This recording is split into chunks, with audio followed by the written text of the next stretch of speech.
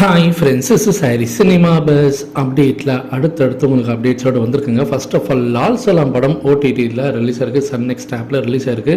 20 million plus streaming மினிட்ஸை பற்றினாக்கா பெற்றிருக்கு. So திரையரங்கில் இந்த படம் ரிலீஸ் ஆகும்போது சரியாக ஓடலை, நம்ம எல்லாருக்குமே தெரியும். ஆனால் ஓடிடியில் ஒரு அமோக வரவேற்பு கிடைச்சிருக்கு.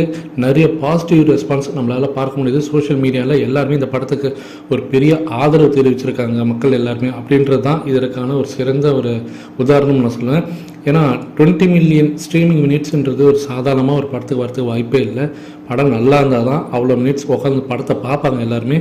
அது இந்த படத்துக்கு கிடைச்சிருக்கு ஒரு பெரிய பலம்.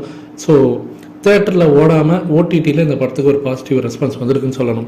அடுத்தது அமீர் கான் அவர்கள் ஒரு யூடியூப் சேனலுக்கு அவருடைய படத்தோட ப்ரமோஷன் நிகழ்ச்சியில் கலந்துருக்காரு.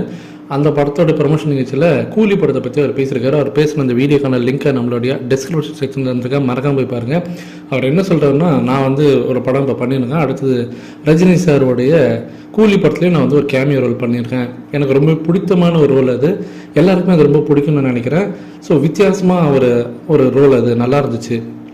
அதுவும் இல்லாமல் இந்த படத்தில் நான் கதையே கேட்கல. என்கிட்ட லோகேஷ் கனகராஜ் இந்த மாதிரி ரஜினி சாரோட படத்தில் ஒரு சின்ன கேமியோ ரோல் இருக்குது, நீங்கள் பண்ணுறீங்களா அப்படின்னு கேட்கும்போது, நான் கதையே கேட்காம ரஜினி சார் படமாக தான் நான் உடனே பண்ணுறேன் அப்படின்னு சொல்லிட்டு நான் உடனே அதுக்கு அக்செப்ட் பண்ணிவிட்டேன். நான் பிக் ஃபேன் ரஜினி சாருக்கு அப்படின்ற மாதிரி அவர் பேசியிருக்காரு.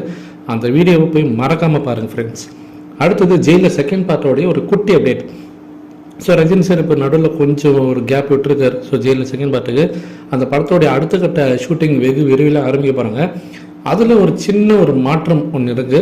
ஸோ அவங்க ஏற்கனவே பிளான் பண்ண லொக்கேஷனில் பார்த்தீங்கன்னா இப்போ கொஞ்சம் மழைலாம் பெஞ்சுனதுனால வேற ஒரு ஊரில் இந்த படத்தோடைய இந்த லொக்கேஷன்ஸை மாற்றிக்கலாம் அப்படின்ற மாதிரி லோகேஷ் கனகராஜ் நெல்சன் அவர்கள் முடிவு பண்ணியிருக்காரு.